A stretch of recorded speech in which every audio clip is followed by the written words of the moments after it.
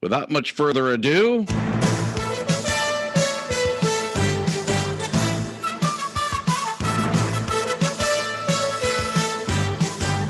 time now for Clerk's Corner, our monthly chat with Allegan County Clerk and Register of Deeds and noted hockey fan Bob Genetski, joining us via the Zoom connection from his offices in the beautiful Allegan, although I don't know whether or not it's downtown Allegan. Are you still in the old building, or are you up in Dumont Lake? Yeah, we are still at the courthouse downtown at 113 Chestnut Street, Gary. By law, the office is supposed to be in the county seat, which is the city of Allegan. I know some other counties play with that a little bit, but at this point, the clerk, the treasurer, the drain commissioner, the prosecutor are all at the county seat. And as you've been paying attention for years, people have talked about moving those offices up to Dumont Lake, but I think it's important for us to be here in their metro area. At least as long as the building is okay in terms of renovating, because I know it was running down for a while when I first came on board 20 years ago. I'm glad it's a little bit better now. The building has had some renovation. It could still use more. I certainly agree with you on that. Now, if you have a question for Bob Genetski, he is the Allegan County Clerk and Register of Deeds. He'll be happy to answer it at 395-1450, 395-1450. We'll talk a little meat and potatoes about your actually your day job in a little bit, but we do want to talk a little hockey. We always like talking hockey with Bob because, yes, he still plays a little bit, but he is certainly enjoying the ice hockey sport. I'll tell you right now, sometimes it's tough being a Red Wings fan because they sometimes just can't score. And, you talk about Saturday night, 50 shots being faced by Jonathan Bernier, and then Grice last night, dueling shutouts with Elvis of Nashville, appropriate, I suppose, no, Columbus, I should say, but then loses in the shootout, for a goal. Just for a goal, please. They're really struggling offensively. I was kind of glad to see that they're not in last place in that division, but only slightly above Columbus there. We all knew it was going to be a tough season. They do have more wins than last year, but that's a struggle. I think we're due for another rebuilding year as well. And I even got the extra gut punch last night. We were talking in the locker room after my game how the Seattle might get the first overall pick in the draft ahead of the Wings. Is that true? Could be. Yeah, they might want to be nice to the Kraken. Yeah, crack them, I'll tell you. Anyway, but still, it's a tough season for the Red Wings. Of course, we always do have some Chicago fans, and the Blackhawks, they got thumped by the Lightning pretty good, 7-4 last night. Yeah, they've struggled as well, and very sad to see about Andrew Shaw's career. They're ending because of the multiple concussions. Only 29 years old, and he's got to leave the game. But the Hawks earlier in the year when we spoke, Gary, they were in third in that division and potentially cruising for a playoff spot, and that doesn't look like that might be the case right now. They're struggling too. Andrew Shaw's case reminds me of Johan Franzen's case, that's ended too soon.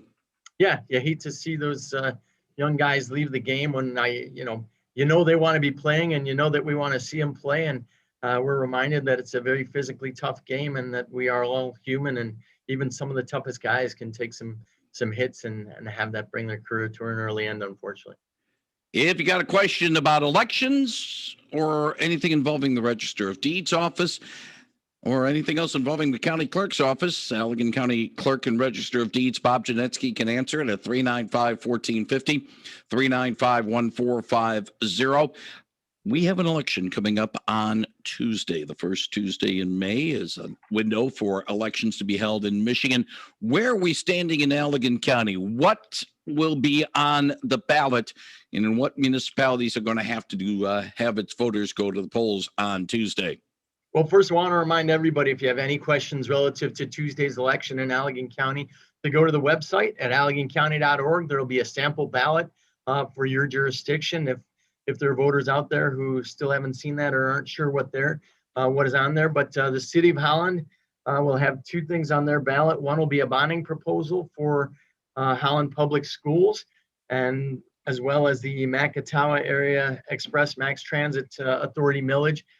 Those will be on the Laketown Township ballot as well. The Holland Public School proposal will be the bonding proposal. So that'll cover Laketown Township and the city of Holland, except for the wards where obviously Hamilton Public Schools are, then you won't have the Holland Public proposal. So that'd be a decent chunk of the 5th ward.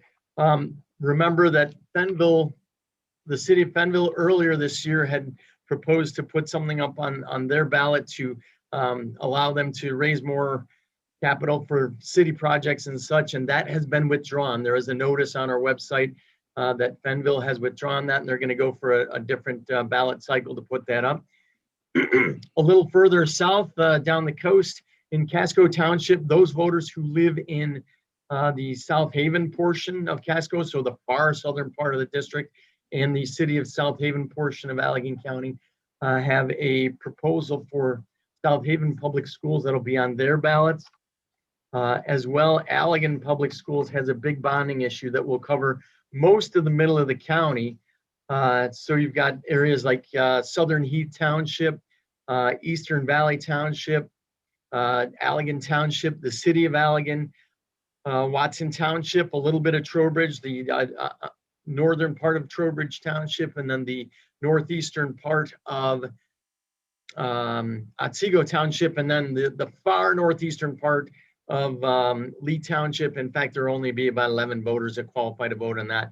And then finally, on the far northern tier of the county, we've got ballot proposals for both Zeeland Public Schools and Hudsonville Public Schools. People sometimes forget that Hudsonville dips down into that Salem Township portion of Allegan County. So just north of Burnups, those voters will have the opportunity to participate in that. And then your Overijssel Township and your Fillmore Township voters who are in Zeeland Public Schools will be voting on those bonding proposals. I just want to clarify something. We've discussed this in the past, and I brought this up with your colleague in Ottawa County, Justin Roebuck, earlier this month, but I do want to bring it up with you because we do have different listeners, and maybe they didn't pick up the conversation. When we do have ballot proposals that cross county lines, for example, the Holland situation or the South Haven situation, voters in Allegan County can have their votes count and it has to go through your office, but the final totals will be done in the case of Holland by Ottawa, in the case of South Haven by Van Buren, right? Yep, I'm glad you bring that up. So those voters in Allegan County will cast their ballots in Allegan County. The results will be sent immediately to our office when those are amassed there in Laketown Township, City of Holland, Overijssel, Fillmore, and Salem. We collect those results, and then we send those to Clerk Roebuck and his team up in Ottawa County, where they accumulate all those and put out final totals. And of course, it does work the other way around, especially with the Hamilton schools. If Hamilton schools had an issue, Ottawa would send the results to your office and the final will be done there, right? That's accurate. That's how that works. So again, you've got that situation with Zeeland, the Zeeland operating millage and the bonding proposal on those ballots.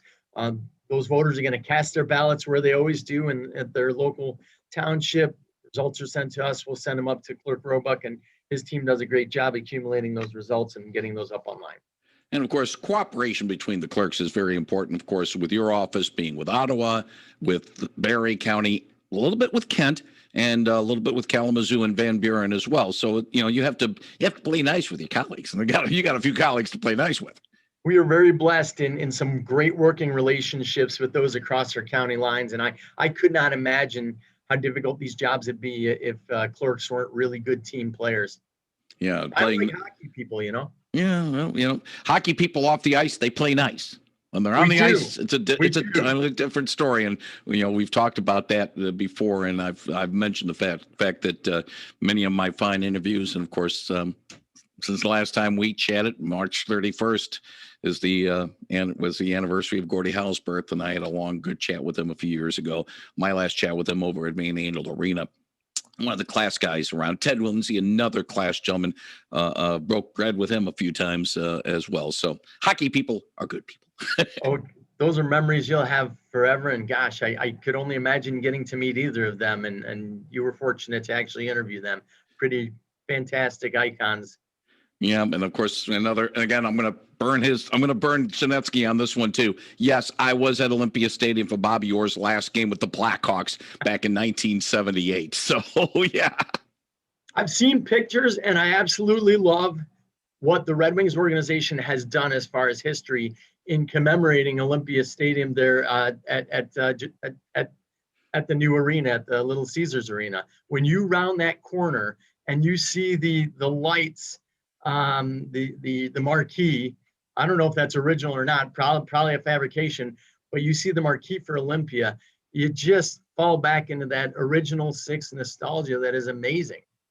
and I saw it at Joe Louis. I have not been at the new building, but I saw it in the catacombs at Joe Louis. And yes, I was there when they were building, and I still got a little plastic hard hat when they were finishing up there back in '79. But I know that they had a from the Jeffries Freeway Olympia Stadium exit, next exit sign. I don't know if that's up at Little Caesars or not. I haven't seen that, but it might be. But you do need to take a trip there, Gary. And I'm not one to go. I'm not a big city guy at all. And I don't even like the new stadiums for the most part. When you've got to see a game at Joe Louis or the old barn on Madison in Chicago, you don't really feel like you need to go to the new stadiums. But the phenomenal job that the Red Wings organization has done honoring the past at Little Caesars Arena is something to behold. I have you beaten with the Olympic Stadium, as I've seen games at that facility many times. Good morning. You're on the. Oops, that's. I thought we had a call there. If you got a question, and let's stay with the meat and potato stuff. Allegan County Clerk and Register of Deeds Bob Genetski. He'll be happy to answer it at 395-1450, 395-1450. Let's look ahead real quickly. First Tuesday in August, the primary election for that date. Where are we standing in terms of candidates, issues, and stuff like that?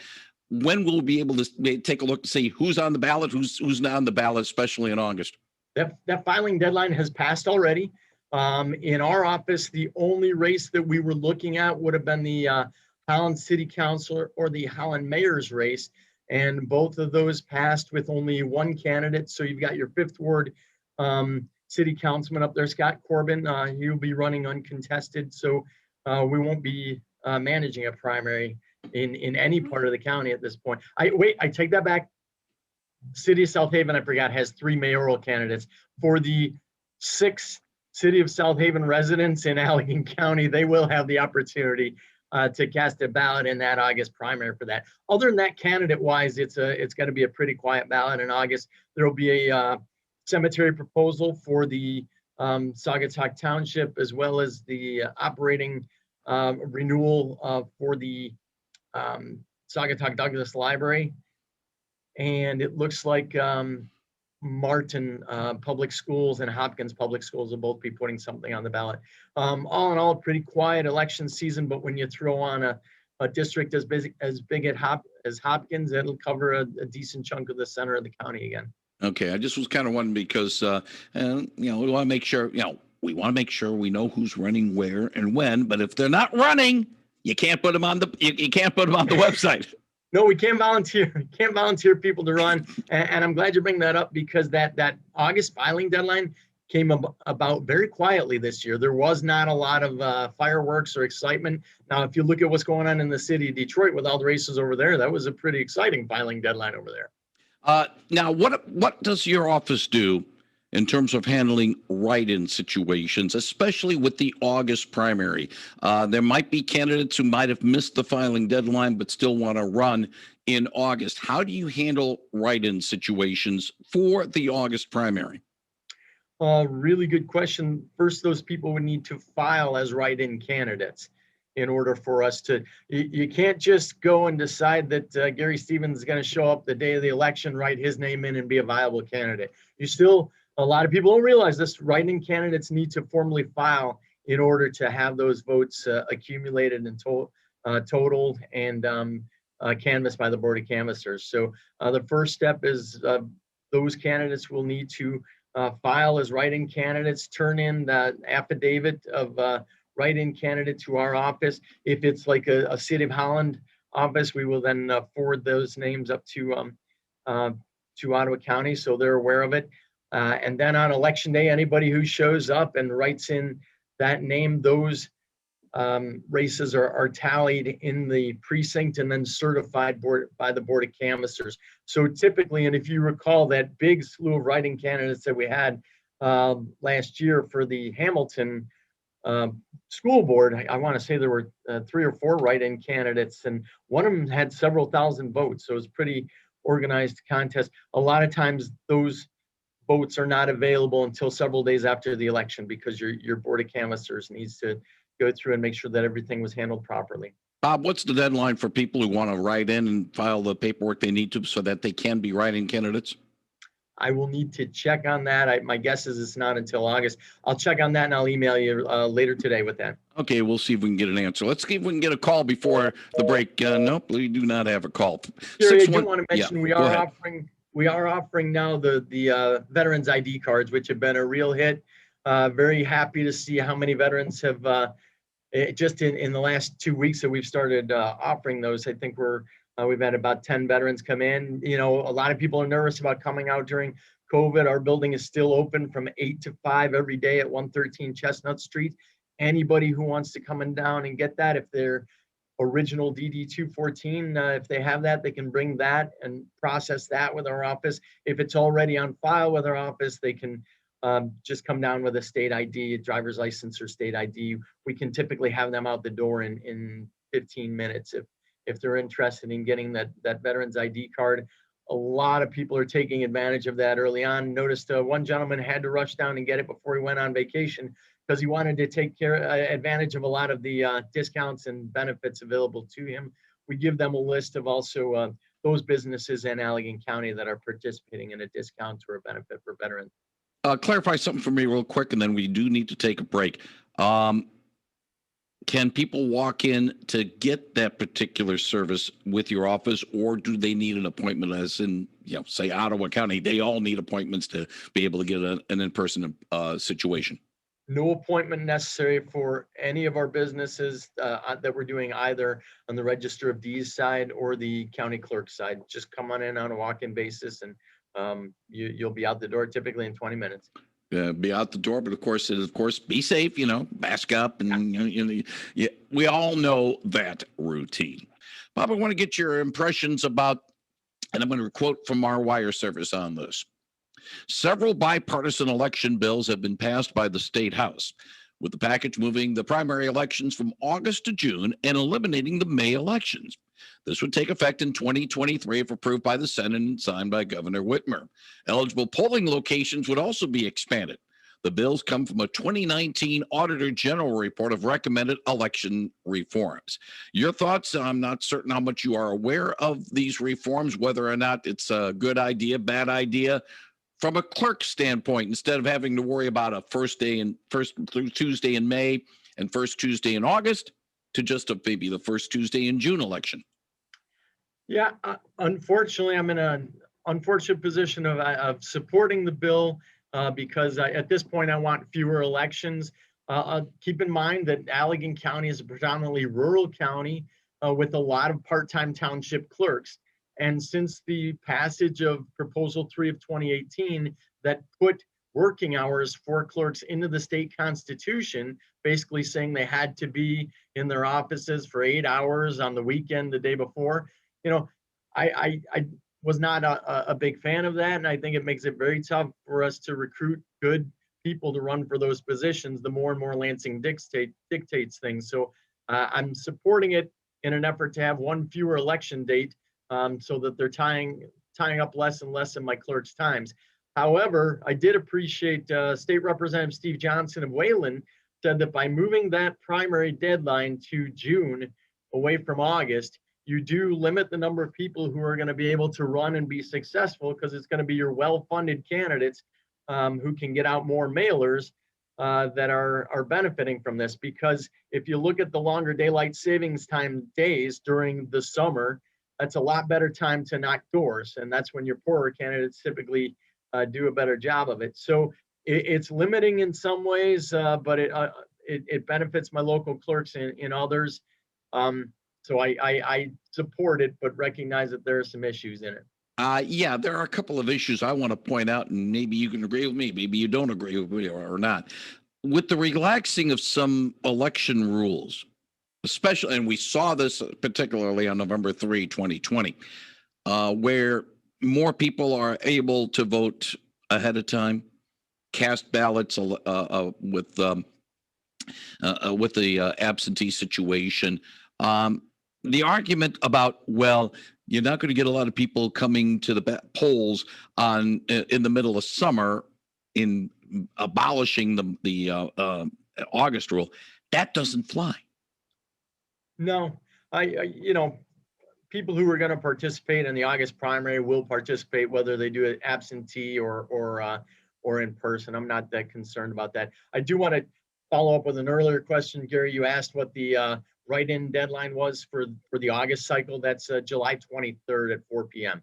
Okay, so I appreciate that follow-up. Thank you very much. The other complaint I have about putting the May and the August primaries together into one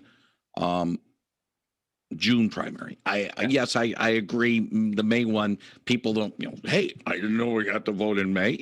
It's like when we had one in February, and we still have it, that availability for emergency situations. Right. But the only problem is that the August one falls 90 days before the general election.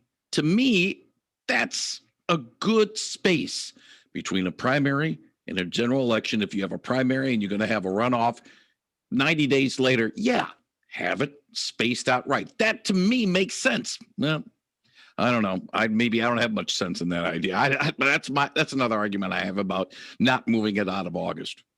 I personally like the August primary date. It helped me as a former high school teacher to campaign all summer and win a primary with 8 candidates by 70 votes. The arguments that the legislature heard from other states that do it that way with their primary in June and then their general in November didn't upset too many people in Lansing, I guess. Yeah, I'm afraid not. But that's just, again, that's just me. Bob Genetski, Allegan County Clerk, want to thank you very much for joining us today on WHTC's Talk of the Town, spending some time talking about the elections. Wish you and all the staff well over the next month. And if all goes well, we'll do this again in May. Thank you, Bob. We'll see you then. It's always great to be back on Talk of the Town. Thank you very much, Bob Genetski on 99.7 and 1450 WHTC.